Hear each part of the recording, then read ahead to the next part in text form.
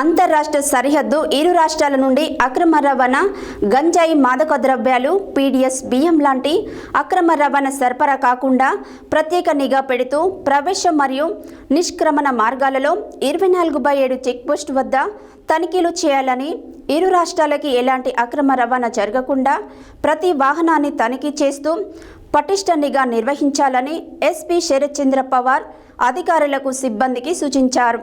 అనంతరం నల్గొండ జిల్లా దామరచెర్లలో ఏర్పాటు చేసిన యాదాద్రి పవర్ ప్రాజెక్టుని పరిశీలించారు. అంతర్రాష్ట్ర సరిహద్దు ఇరు రాష్ట్రాల నుండి అక్రమ రవాణా గాంజా మాదక ద్రవ్యాలు పీడీఎస్ బియ్యం లాంటి అక్రమ రవాణా సరఫరా కాకుండా ప్రత్యేక నిఘా పెడుతూ ప్రవేశ మరియు నిష్క్రమణ మార్గాలలో 24 గంటలు చెక్పోస్ట్ వద్ద తనిఖీలు చేయాలని, ఇరు రాష్ట్రాలకు ఎలాంటి అక్రమ రవాణా జరగకుండా ప్రతి వాహనాన్ని తనిఖీ చేస్తూ పటిష్ట నిఘా నిర్వహించాలని ఎస్పీ శరత్ చంద్ర పవార్ అధికారులకి సిబ్బందికి సూచించారు.